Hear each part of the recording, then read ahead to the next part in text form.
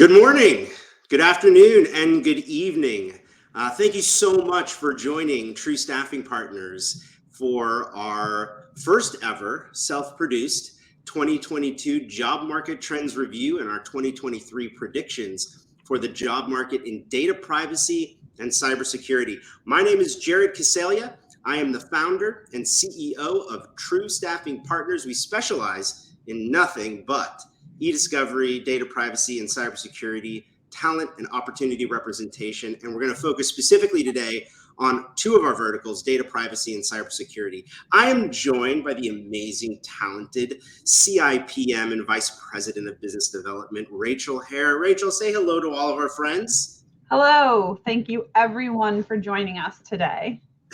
Rachel is going to be fielding your questions, keeping an eye on the question channel, and we'll be taking questions throughout the presentation. Today is going to be a rocket-fueled 30 minutes of information, data points, observations, guidance, and some forecasting for the future. The last 2 years following the end of the COVID-19 pandemic have completely reshaped our ideas about working, and certainly the ebb and flow of activity and compensation in our specific verticals, data privacy and cybersecurity. So with no further ado, let's get into all the juicy details. Behind the scenes, I have our incredible marketing team who will be guiding us through the slides. Let's move on to the next one. Here's what we're going to learn today: an enriched insight into the mindset of both the job seeker and the hiring manager. So if you're looking for a job this year, or you think you're going to hire somebody, we're going to help clue you into the psychology of what those two prototypes are thinking about. We're going to give you competitive intelligence on what other organizations are doing in paying for talent. So expect some very specific metrics on dollars. We're going to give you an acute analysis of job market trends, including speed of hire, in-office versus remote opportunities, the compensation, the geography, contract versus full-time, and a lot more. And finally, guidance on how to compete more effectively for talent and for jobs in 2023. Next slide. So if you don't know True Staffing Partners, this is who we are. We're an Inc. 5000 fastest growing company 3 of the last 6 years, and we did make the list last year. We're really proud of that. We're bigger than we've ever been, and it's because of the amazing people that we represent in these 3 core disciplines. We do work globally too, so our trends are taken from doing staffing everywhere from Japan and Singapore and London to California, New York, and everything in between. Next slide. All right, first let's talk about job market reporting. Then we'll get into dollars and cents, and we'll close by talking about what's happening right now, which is the contract staffing revolution of 2023. Next slide. Here we go. Job market reporting. Next slide.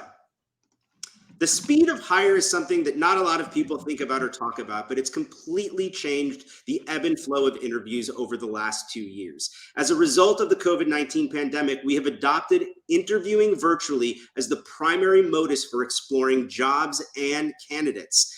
In 2022, 100% of all first-round interviews scheduled for all positions, whether you are a chief privacy officer or a CISO or an entry-level cybersecurity analyst, were 100% virtual. Not a single interview, first round, was brought into an office. This is a radical shift from how things were done prior to the pandemic, and as a result, it has accelerated the timeline for hiring. So what you'll see in 2021 was the peak of speed for hiring in data privacy and cybersecurity. And for mid-market talent in 2021, we found that it was an average of 8 business days. So less than 2 weeks from the time we sent a resume to the time someone received a job offer for people in that range of around, let's call it $80,000 to $150,000 a year base compensation. The highest demand for professionals is in that segment and will continue to be in that segment and inching its way upward as more people evolve and the industry demands more sophisticated talent in both privacy and cyber. Now, when you look at CPOs and CISOs and other executive level positions, you'll see that 21 days was the average in 2021, which is insane because in 2019, 2018, before the pandemic, that was an average of 3 to 6 months for an executive search. As you can see, as we moved into 2022, further into 2022, that is now extended to almost 75 days. But still, this makes the process pale in comparison in terms of speed to pre-pandemic levels. And what you're seeing on the far end of the chart, 75, 40, and 7, these are the numbers that we expect will be the speed of hire for executive, mid-market, and contract staffing over the next 90 days, and probably will become what we consider the new normal for how long an interview process takes to fill a position in data privacy or cybersecurity. What's interesting about the contract numbers is that they've specifically sped up in the last quarter. Why? Well, the speed of hire on full-time employees started to rapidly slow down in the fourth quarter. This is because a lot of people got spooked, both job seekers and hiring managers, about a possible recession, and the speed at which they were aggressively augmenting with talent for full-time positions slowed down. Candidates became choosier about what they wanted to look at. Customers became choosier about who they wanted to hire. But high demand for talent in cyber and privacy. And so a lot of our customers are turning now to contract staffing to immediately augment and solve problems quickly, impact opportunities in data privacy. Come help us level up our program. We're moving into Europe. We need GDPR. Come help us level up our program. We're institutionalizing technology like a OneTrust or a TrustArc or a Big ID, and we need someone with that experience to help us customize some of our workflows for the next 3 to 6 months. Or I lost headcount and I don't have full-time headcount because everything's frozen, but I do have budgetary approval to hire contractors to come in and fulfill these needs. As a result, the speed of hire for contractors has accelerated in Q4. There are now more jobs for contractors than there were in Q3, 2, and 1 of 2022. And that is going to be a dynamic shift moving into the first quarter of this year. So expect a faster speed of hire for contracting in Q1. Expect all cycles of hiring to be faster in general in a post-pandemic world, and understand that, yes, things have slowed down a little bit, but companies have now experienced 2 years of speed of hire being a key variable, and they know that it's a variable they can flex to win. We have some customers that are shocked when candidates we send 8 days later pull themselves off the market because they took a job. It's very frustrating for us too, but it's the reality of other competitors looking for the same talent using speed as a way to win. Next slide. Workforce evolution. This is some really important statistics because you can see how dynamic the changes have been in the last few years. We measure everybody who accepts an offer through our organization or through other means, not through us, but confides in us and gives us that information. This information, which is essentially 89% of all people who accepted jobs in 2022 were either fully remote or hybrid. Relocation dropped to an all-time low of 1%. Makes sense. Why do you need to relocate if you don't need to be in an office? And finally, contract staffing after 2020, which is the highest we've seen it since Occupy Wall Street of 08, 09, and 10, reached 56%. Obviously, that makes sense. People were getting laid off. Unemployment was at 14%. Our industries were not immune. People were hiring contractors to rapidly scale. They could get people maybe at a discount because there's so many people out of work. But here's what's different about today. There are not so many people out of work. Unemployment is at less than 4%. And our industry, though it has been impacted, is generally impacted with people on the higher end of the salary spectrum because people getting laid off or getting ripped in order for companies to create more profitability and margin, not because of performance issues. So, as we look forward to 2023, we believe that the market will be 75% remote, fully, or hybrid positions, 60% contract, because there is a surge of contract opportunity coming out of fearful recession woes of Q4, and that is continuing into Q1, and will probably bounce back in Q2 with more full-time hiring, and 5% in reload. The reason why we think this will go up is because companies are having such a difficult time if they have a 3-day or more in-office mandate, that they are going to have to relocate people to come to cities like New York, San Francisco, Chicago, Los Angeles, because the locals aren't going to come in, not in the numbers that they used to before. They can get opportunities with companies based all over the world that will let them work remotely. And so we do think we will see more in-office positions in 2022, and we do think people will be forced to relocate in order to fill those positions. Next animation. Jared, quick question. Where would privacy professionals go to find contract opportunities? Well, obviously, you can come to our website, truestaffingpartners.com. We post tons of them. But look, if you don't want to work with an agent, which makes no sense to me, but that's your prerogative, you've got to work your network. So if you've got a really strong network and lots of intimate relationships in the industry, and that's something you're open-minded to, you should definitely work your network. But look, True Staffing Partners works with contractors in a very different way than most agencies. We're not just waiting for companies to tell us they need contractors and then fulfilling those needs. We have all sorts of mechanisms for proactively marketing our candidates who want a lifestyle as a contractor and want the excitement of having impact opportunities at multiple organizations and are less concerned about stability and longevity and more concerned about exposure, experience, mentorship, looking and finding for the right fit for them culturally before they commit to a full-time position, or they just want to use their knowledge, information, and perpetually go around and add value to lots of different companies and be a specialist. All of this kind of representation is something we do and take very seriously, and we proactively market our contractors, particularly our lifestyle ones or our out-of-work contractors, to customers that we think they could be a good fit based on our intimate knowledge of their skill set, desires, personality, and our customers. So working as a contractor is not just about looking for that open headcount, because I'll be honest with you, a lot of our customers don't advertise it. They sometimes ask on a whim, hey, could you guys do this? Could you find this? And having people in our portfolio is what makes us able to be so nimble and fulfill those needs so quickly, which is why our timeline to speed of hire gives our candidates competitive advantage and gives our customers competitive advantage, because we're moving faster than everybody. And I talk faster than everybody too, if you haven't figured it out. As you'll see here, this data is based on a slight geographic breakdown, just so that, excuse me, our constituents in London are like, this doesn't apply to London. Well, it applies to about 20% of this data. And these are the trends that are aggregated through all this data. I will say in London, you are seeing more people go into an office than you are in the United States. I will say in APAC, you are seeing people go into an office more than you are in the United States, generally speaking. That is fair. Next animation.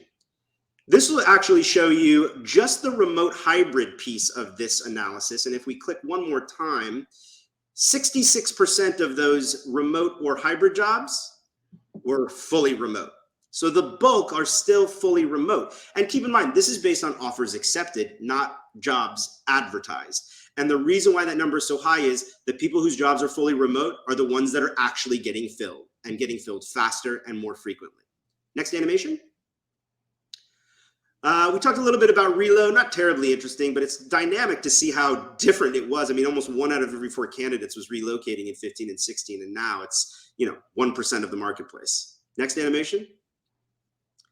So this is a really important one. This is contract staffing, and we've talked about this dynamic a little bit. What you may find compelling, which I do, is that contract staffing has hovered around 40% of the industry trending pretty much until 2019, when we hit a peak economy prior to the pandemic, where there was just so much more full-time opportunity than there was contracting, that it actually lowered that ratio, and again spiked after the pandemic, or during the pandemic, then dropped again in 2021 when the economy was through the roof and software companies were making 50 times multiples. And there's been a great reckoning both in the stock market and in the job market for a lot of those companies that benefited from that hyper growth in 2021 and had to recalibrate in 2022. We see contract ticking up, and ticking up fast. Most of that uptick, though, from 34 to 39%, all occurred in the fourth quarter of 2022. And that's noticeable. Next animation. Here's what's really important about this, and we can click it one more time, MT. Look at that line. Look at that blue line. Look at the pendulum swing between that line and the years, right? That pendulum swang so dramatically when it came to contract versus full-time between 19 and 20 and 20 and 21. And we predict we're going to see that same level of swing going into this year. And then the back half of this year being aggressive full-time hiring again, with the front half being aggressive contract augmentation and some hesitation in terms of speed when it comes to full-time hiring. One more click. So we take this back all the way to 2008, and those lighter blue lines are kind of guesstimates because we weren't aggressively tracking data. But this is what I guess, just based on my anecdotal and experience in the industry. And look, it took a lot longer for the job market to bounce back between Occupy Wall Street and the Great Recession of 08 that lasted well into 2010, 11, 12, versus the rebound that we occurred after COVID. And part of my hypothesis here is that the adoption of technology, the adoption of remote employment, and the changes in how Americans in particular view work, life, culture, and balance as it relates to their job search now means that pendulum from contract to full-time, next animation, swings much more frequently, much faster. The distance between those frequencies is no longer 10 years, it's 2. Next animation. There it is. I think that's really compelling because as we begin to career plan or staff plan, it's good to know that the market moves in these modalities because companies, in order to compete for talent and augment their privacy and cybersecurity programs effectively, may need to consider different ways of augmenting their staff than the traditional, let's just hire when we have full-time headcount in order to achieve success and growth. Next slide. So True's guidance here for hiring managers is calibrate hiring timeline expectations to compete with what the new normal speed of hire is. Move your hybrid requirements from 3 days to 2 days a week. If you move from 3 days to 2 days, we found that our customers get 50% more candidates willing to come into an office versus a 3-day-a-week mandate. Actively shop for opportunistic talent during a down economy. If people are out of work, they're going to be much more willing to take a contract job that could end quickly versus a full-time job that could be the wrong move for them personally, professionally, financially, and culturally. Keep in mind, people who've been riffed have been through a trauma. And if you've been riffed because the company needs to cut your salary, that's one form of trauma. If you've been riffed because a CEO buys your company, takes it off of the public market and fires everybody based on cultural identity, yes, I'm talking about Twitter, that's a different kind of trauma and a different kind of job search trauma, maybe a more hyperbolic one perhaps, that really makes those people who lost their jobs or quit their jobs for that reason question culture, question fit, and they may not be as eager as hiring managers think to just jump right into another full-time job that could cause them the same kind of trauma that they just experienced. Finally, when a job description reads like a Jack or Jill of all trades, consider hiring multiple contractors instead of trying to find an all-in-one. There are a lot of privacy and cybersecurity programs that want an all-in-one, and it is very difficult to find talent that has everything you need at the price point that you're looking for. Rachel, any questions before I keep plowing forward? We have a couple questions about breaking into privacy and skills that are transferable into privacy for somebody who doesn't have a lot of hands-on experience already in the industry, both privacy and cybersecurity.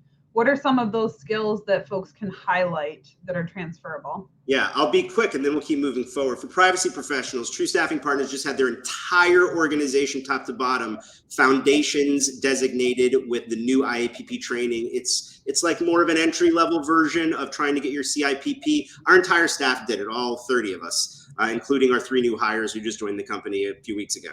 And I highly recommend it for organizations who are looking to make privacy a foundation of their culture and of their business.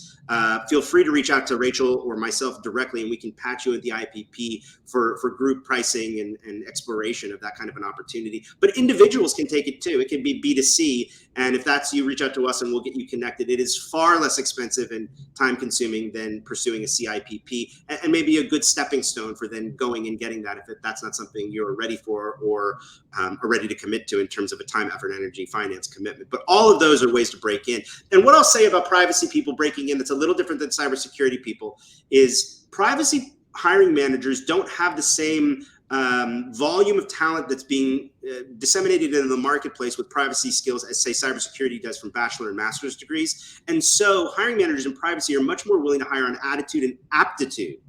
And the first way to demonstrate aptitude and the right attitude is to invest in yourself. And that means doing these trainings, getting these certifications, sitting on webinars like this and others, being able to talk about it, posting it visibly in social media so that people can see you're passionate about it. Start there, because being visible is 90% of credibility, right? 90% of credibility is visibility. I live and die by that. So make yourself known, make yourself visible, make your passions known. Someone will take a risk on you. Cyber professionals, I'm sorry to say, that's not the same case. Cybersecurity professionals need to get technical skills, and you need to get them either through an undergrad or master's degree. You need to get them from on-the-job training. You need to get them from SANS. You need to get them from a software company that provides technology to the cybersecurity community that a customer uses and then could leverage. You're going to need to be technical to break into cybersecurity. All right, next slide. For job seekers, our guidance is be aware of open and open to contract and contract to hire opportunities. Full-time employment may not be in abundance in the next 3 to 6 months, and it may not be because the company doesn't intend to keep you on forever, but rather they just don't have the budget to hire full-time people. That doesn't mean they won't have the budget to hire contractors. Contract staffing hits the bottom line very differently than full-time staffing for companies, particularly publicly traded ones. Second, know where you are and are willing to compromise for a dream opportunity. If you go into an interview process and you're expecting to get everything you want, you're probably going to be disappointed. If you wanted that, you should have made a job in the first 3 quarters of 2022. The market is balancing. It's not a candidate's marketplace anymore, but it's also not an employer's marketplace anymore. It's both. And it means that those two people have to come to the table and be prepared to compromise on certain things that each of them may be wanting or looking for in order to find a great fit where there really is opportunity to grow and excel and have an impact. Third, go to market knowing how fast the process will take and prepare accordingly. Candidates that send us their resume, they're like, yeah, I'm ready to interview. And then we say, okay, our client's ready to talk to you tomorrow. Let's have a prep call and get ready. And they're like, oh, can we just do it like in a couple of weeks? The job will be gone. And the customer is now adjusted to the speed of the market. When they hear that from a candidate, their immediate reaction is going to be, this person's not serious about looking for a job. Let's move on. Finally, willingness to go into an office does expose you to more opportunity, right? There are a lot of people trying to get people into an office and struggling. So if you're willing to do that, make it known, tell your agent, put your hand up, say something, because that is leverage for customers that want that. Next slide. All right, the money. Next slide. Pretty self-explanatory here. I'll define these roles for everybody very quickly. Entry level is really very little actual experience. These are people that have gotten some certifications, had some internships, have passion, and somebody's taking a chance on them. Privacy analyst specialist usually has somewhere between 0 and 6 months and 2.5, 3 years of experience. This is generally a job that's going to be very technical or very specialized in having a niche expertise and a knowledge base that is highly valuable to the organization. Hey, I'm an expert in China privacy law and everything that's happening there with people, and I want to go to a company that really could use that, that's moving into that territory. That may be a specialist, right? An analyst may be somebody that's just helping move data around or build dashboards in a privacy program that's moving towards maturity, where they're trying to become accountable using technology. Privacy program managers and project managers. I had a great conversation with Jody Daniels over at Red Clover. And if you tune into her webinar, he said cybersecurity, she said privacy, which is a great show. We talk about this, like what's the difference between a program and a project manager? Right now, most companies are still hiring program managers, which means the privacy impact is on the institutional organization, either regionally, globally, certain parts of a region. Project managers are brought in for impact opportunity rather than institutional codification. And we see more program than we do project, but I think that will also change as contract staffing increases and people look to solve immediate problems that they don't need perpetual resources from a talent perspective to maintain. We get into directors, salaries are moving up. These are generally one step away from the CPO. Privacy engineers and directors, you're going to see have wide ranges because based on industry, they could be very different.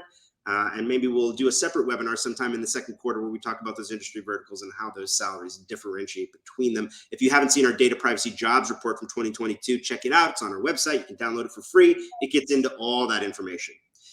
Privacy counsel, obviously a premium based on being an attorney. We still see top dollar for corporations paying for attorneys in privacy. And finally, the CPO is the business unit leader. And we're seeing base salaries get almost to $500,000 for some of the Fortune top 100.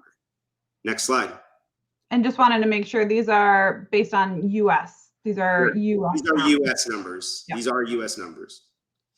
Okay, cybersecurity, same benchmarks here. I'm not going to dive too deep because I think these roles are a little more clearly articulated in terms of what the skill set that would be associated with each. I still say that right now, the bulk of the requests we get are kind of the lower middle half of this market, and then at the very top of the market for CISOs. Keep in mind, though, those CISOs opportunities that are out there in the market, for some of you who are saying, hey, I know CISOs that make $1 million. Well, yeah, but there aren't too many CISO spots that are coming to market that are offering to pay $1 million because there's already somebody in that job. most of the CISO opportunity we see in the marketplace, and in another 2 years, we're going to see this happen to privacy. It's already starting to happen, is that those CPO, CCO spots, those leadership roles are at well-funded companies that are in startup mode or post-startup mode, somewhere between Series A and E, looking to go public or looking to have a change of control and are looking to grow rapidly and need to now codify more seriously their security and privacy programs, or they're kind of deputy level positions at the bigger organizations in the Fortune 2000. Next slide. Cool. Next slide is guidance for hiring managers. So look, passive job seekers are still commanding 20 to 40% increases in base compensation at the point of hire. So don't expect candidates to compromise on compensation for a full-time role. Active job seekers still have a minimum of 2 and an average of 3 offers at the point of hire. Look, the problem with our economy and the reason why the Fed keeps raising interest rates is simply because the job market is still so strong, and they're going to keep raising interest rates until it forces companies to fire more people. That is why they are doing it. They need unemployment to go up so that the cost of labor can go down and inflation can get under control, which it sort of is, but not quite. And that all is going to play into how the job market works over the next 6 months. Title matters to cyber professionals. Okay, guys? If you've got a role that's a director role and you can call it a CISO, that might mean the difference between a candidate showing interest and not showing interest. It still applies to privacy professionals, but in our experience, we've seen it be hyperbolic with cyber professionals really valuing the title of CISO. Finally, take advantage of highly skilled risk specialists by hiring contractors in a fractional capacity. And now we're going to get into why now is such an opportunistic time for that. Next slide. For job seekers, don't get too greedy with money. It's not a candidate's market. It's a stalemate market. So know that companies who are hiring full-time are looking for people who are motivated by not just money and are not just going to take the highest paying bidder. Serious job seekers will go all in when it's time to search. If you're dipping your toe in the water, chances are you're going to either miss out on an opportunity or other opportunities will come up as you're ending the process with one, causing you to have to stall that process because you're not sure, you want to explore something else. Our guidance is go all in so that all the trains in your search process can arrive at the station at the same time. Focus less on title and more on mentorship, mobility, and impact. And finally, contractors often make more cash in compensation than their peers and sometimes only work 8 to 9 months out of the year to make the same amount of money that their peers would make in 12. Next slide. Contract staffing. Next slide. So why did this all happen? The catalyst was the big tech layoffs of Q4 2022, which started with Meta, which laid off 11,000 people. I think big tech layoffs now are around 125,000. Coinbase just announced today they're going to lay off another 20% of their staff. Why? They're not profitable. They were inflated in 2021. Stocks and prices have dropped dramatically. Profitability has dropped dramatically. Meta is obviously the big example of this, and we've seen that in the news a lot. So people need to increase their margins. But this is the misconception I spoke about before with hiring managers. Oh, they got riffed. They're out of work. They're going to compromise quality of life. They'll compromise how many days they'll come into an office. They'll compromise on compensation because they got no job and they need a job. But the problem is a lot of the people that got laid off are not making $25,000, $30,000 a year. They're making hundreds of thousands of dollars a year. And they've got enough of a nest egg that they can sit comfortable and be patient and wait to get the right opportunity. They don't need to go back to work in a month. They're not living paycheck to paycheck. So demand is still high and supply is still low because candidates are still being picky, even if they're out of work. Now, if there's a stalemate situation that it keeps going for months and months and months, and I'm saying the same thing in Q3, which I don't think I will be, they'll probably compromise, but I don't think that will be the case. A lot of these people are going to take contracts. These highly compensated workers are comfortable being unemployed, and they are likely to take a part-time or fractional contract job while they're shopping around for the perfect full-time one. And the smart ones know that the contract they take might turn into the perfect full-time job, and that the contract they take might not be the full-time job at that employer they ultimately get, but getting in the door and exposing the employer to what they can do and what they can offer has now turned the employer into crafting a job for that person. It happens all the time in our business, more often than you would think. I can tell you personally, and I track this aggressively, 33% of all the placements that I'm involved in are jobs that didn't exist before we proactively put the candidate in front of the customer. Next slide. So there's a unique opportunity for the next 3 months, we think, for hiring managers to get top talent fractionally or to hire contract to hire during this time of leverage as major players flood the market from unemployment, which hasn't happened in 24 months. We haven't seen this level of unemployment since the fourth quarter of 2020. Job seekers, you can earn top dollar and maintain your flexibility, quality of life, and sample companies and cultures until you find the right fit by being a contractor. And a lot of our contractors say, I'll never go back to working full-time. This rocks. Next slide. So here are ways to use contractors.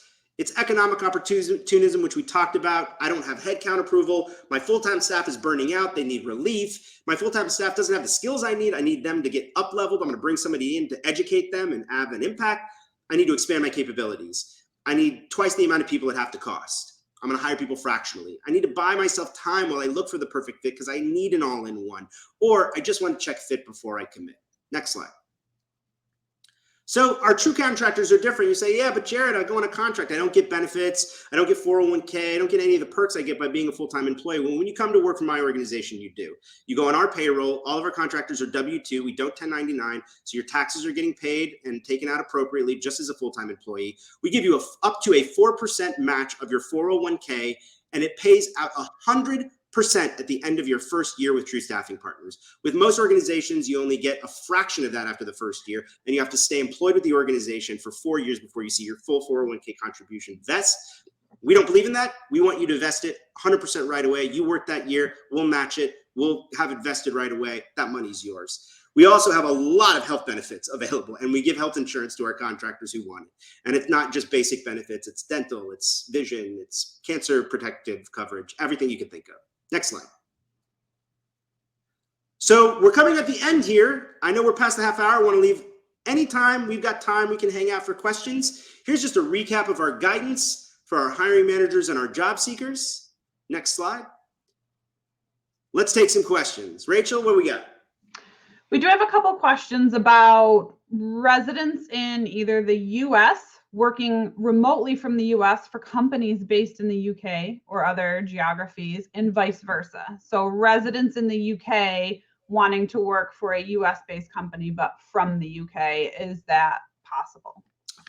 Well, it certainly is as a contractor, right? Our companies come to us all the time and say, hey, I really could use someone in East Coast time coverage. Our organization is not registered to hire people in the United States. We're UK based. Could I get a contractor? And the answer is yeah, because they're on our payroll. So we can have contractors. We are a US company. They go on our payroll, but they are essentially seconded at our customer. The best way to deal with that is by using an agency that can staff. And we can staff in 65 countries, or have had actually probably more, but we've actually staffed in about 65 countries and transacted business. So yeah, I think that's the best way. Otherwise, a company has to register for tax purposes to do business in those countries. And unless they've got a record, like a brokered record, an agent to pass through costs, which is the same as a temp agency like ours, that can be challenging, and it can be tough to find, allow that to happen. And it's a lot of hoops for a company to jump through. It has a lot of tax implications. So that's why contracting may be the best way to solve that problem.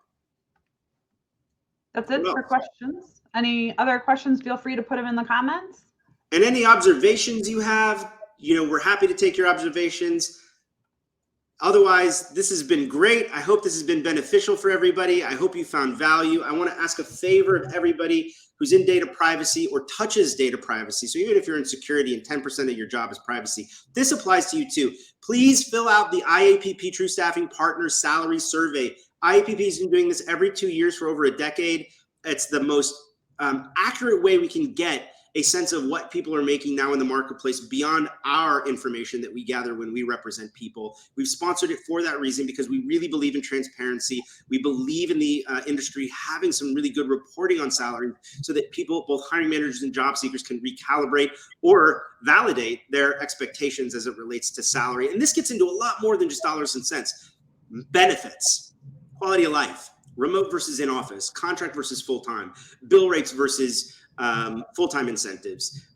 It's a really great survey put together by some really smart statisticians at the IAPP. We're really honored to have the opportunity to sponsor it this year.